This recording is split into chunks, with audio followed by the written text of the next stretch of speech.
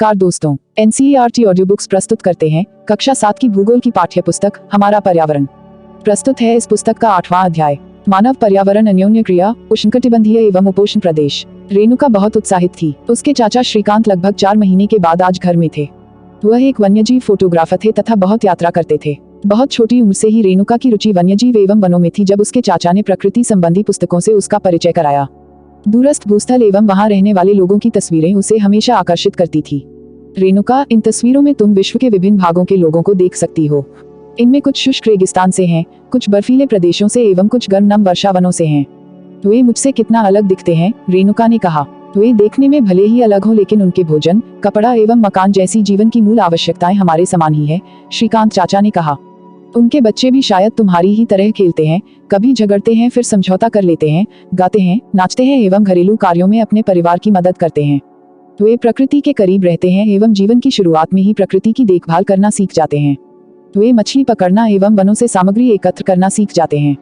अध्याय 8, 9 एवं 10 में आप विश्व के विभिन्न प्राकृतिक प्रदेशों के निवासियों के जीवन के बारे में सीखेंगे। अमेज़न बेसिन में जीवन। अमेज़न बेसिन के विषय में जानने से पहले आप दक्षिण अमेरिका का मानचित्र देखें। ध्यान दें कि उष्णकटिबंधीय प्रदेश कर्क रेखा और मकर रेखा के मध्य स्थित हैं। भूमध्य रेखा के 10 डिग्री उत्तर से 10 डिग्री दक्षिण के मध्य के भाग को भूमध्य रेखीय प्रदेश कहते हैं। अमेज़न नदी इसी प्रदेश से होकर बहती है। ध्यान दें कि यह पश्चिम में पर्वतों से निकलकर पूर्व में अंध महासागर में कैसे पहुंचती है। जिस स्थान पर कोई नदी किसी अन्य जल राशि में मिलती है उसे नदी का मुहाना कहते हैं।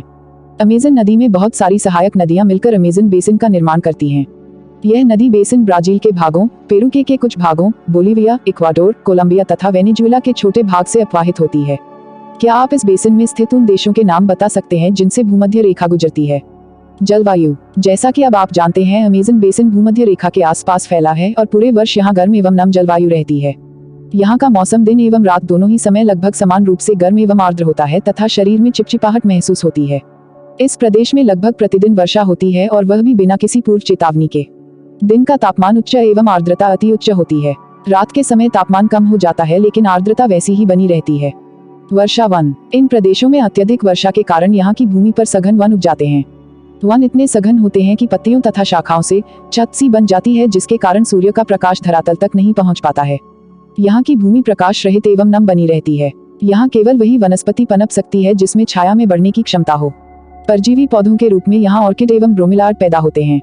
वर्षावन में प्राणीजात की प्रचुरता होती है। टूकन, गुंजन पक्षी, रंगीन पक्षती वाले मकाओ एवं भोजन के लिए बड़ी चोंच वाले विभिन्न प्रकार के पक्षी जो भारत में पाए जाने वाले सामान्य पक्षियों से भिन्न होते हैं यहाँ पाए जाते हैं। प्राणियों में बंदर, स्लॉथ एवं चींटी खाने वाले टैपिर भी यहाँ पाए जाते हैं। सांप एवं सरीसृप की विभिन्न प्रजातियां भी इन वनों में पाई जाती हैं। मगर, सांप, अजगर तथा एनाकोंडा एवं बोआ कुछ ऐसी ही प्रजातियां हैं।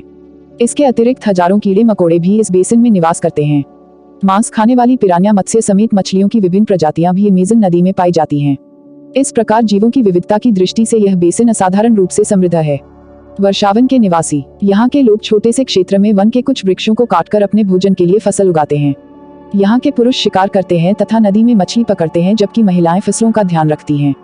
वे मुख्यतः टेपियोका, अनन्नास एवं शकरकंद उगाते हैं। क्योंकि मछली या शिकार मिलना अनिश्चित होता है, ऐसे में महिलाएं ही अपनी उगाई शाक सब्जियों से अपने परिवार का भरण पोषण करती हैं। वे कर्तन एवं दहन कृषि पद्धति का प्रयोग करते हैं। इनका मुख्य आहार मैनियोक है, जिसे कसावा भी कहते हैं तथा यह आलू की तरह जमीन के अंदर पैदा होता है। ये चींटियों की रानी एवं अंकुश भी खाते हैं। कॉफी, मक्का एवं कोको जैसी नकदी फसल भी यहाँ उगाई जाती हैं। वर्षावन अत्यधिक मात्रा में घरों के लिए लकड़ी प्रदान करते हैं। कुछ परिवार मधुमक्खी के छत्ते के आकार वाले छप्पर के घरों में रहते हैं, जबकि कुछ लोग मलोका कहे जाने वाले बड़े अपार्टमेंट जैसे घरों में रहते हैं जिनकी छत तीव्र ढलान वाली होती है। अमेज़न बेसिन के लोगों का जीवन धीरे धीरे बदल रहा है। पुराने समय में वन के अंदर पहुंचने के लिए नदी मार्ग ही एकमात्र उपाय था। 1970 में ट्रांस अमेज़न महामार्ग बनने से वर्षावन के सभी भागों तक पहुंचना संभव हो गया। अनेक स्थानों पर पहुंचने के लिए हवाई जहाजों तथा हेलीकॉप्टरों का उपयोग किया जाता है।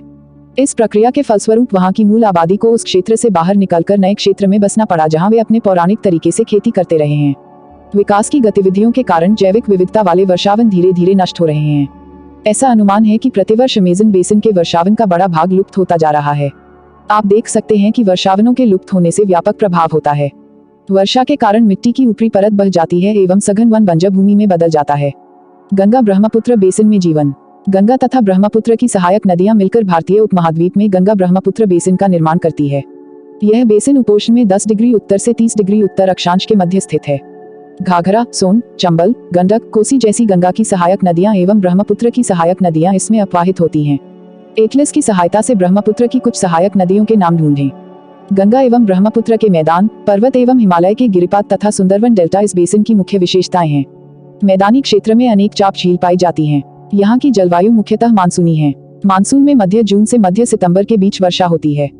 ग्रीष्म ऋतु में गर्मी एवं शीत ऋतु में ठंड होती है। बेसिन क्षेत्र में विभिन्न प्रकार की स्थलाकृति हैं।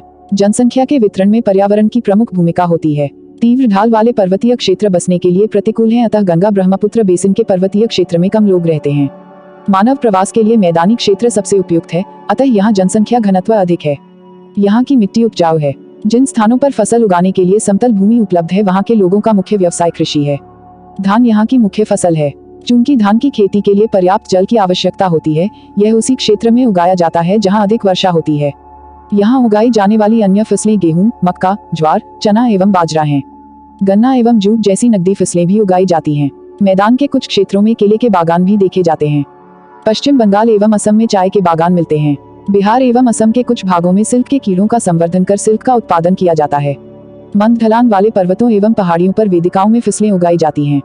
विभिन्न भू आकृतियों के अनुसार वनस्पति में भी विभिन्नता पाई जाती है। गंगा ब्रह्मपुत्र के मैदानों में सागवान, साखू एवं पीपल के साथ उष्णकटिबंधीय पर्णपाती पेड़ भी पाए जाते हैं। ब्रह्मपुत्र के मैदानी क्षेत्रों में घने बांस के घने झुरमुट पाए जाते हैं। डेल्टा क्षेत्र मैंग्रोव वन से घिरा है। उत्तराखंड, सिक्किम एवं अरुणाचल प्रदेश की ठंडी जलवायु एवं तीव्र ढाल वाले भागों में चीड़, देवदार एवं फर जैसे शंकुधारी पेड़ पाए जाते हैं। बेसिन में विविध प्रकार के वन्यजीव पाए जाते हैं।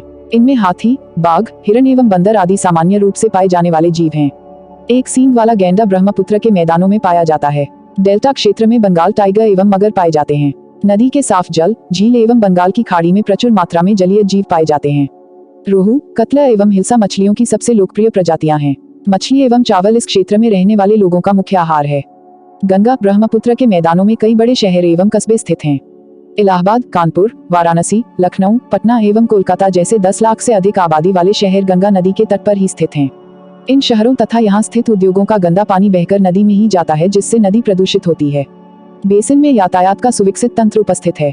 आप देख सकते हैं कि गंगा ब्रह्मपुत्र बेसिन में यातायात के 4 मार्ग सुविकसित हैं। मैदानी इलाकों के लोग सड़क मार्ग एवं रेल मार्ग द्वारा एक स्थान से दूसरे स्थान तक जाते हैं। नदी के तटीय क्षेत्रों में जलमार्ग यातायात का प्रभावशाली माध्यम है। कोलकाता हुगली नदी पर स्थित एक महत्वपूर्ण पत्तन है। मैदानी क्षेत्र में कई बड़े हवाई पत्तन भी स्थित हैं। पर्यटन इस बेसिन की एक महत्वपूर्ण क्रिया है। आगरा में यमुना के किनारे स्थित ताजमहल, इलाहाबाद में गंगा एवं यमुना नदी का संगम, उत्तर प्रदेश एवं बिहार में बौद्ध स्तूप, लखनऊ का इमामबाड़ा, असम का काजीरंगा एवं मानस वन्य प्राणी अभयारण्य तथा अरुणाचल प्रदेश की विशिष्ट जनजातीय संस्कृति जैसे कई दर्शनीय स्थल हैं।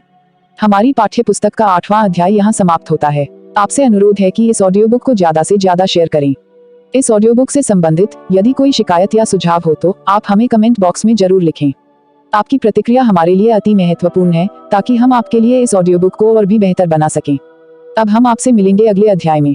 तब तक के लिए खुश रहिए, मस्त रहिए और खूब मन लगाकर पढ़ाई कीजिए। जय हिंद, जय भारत।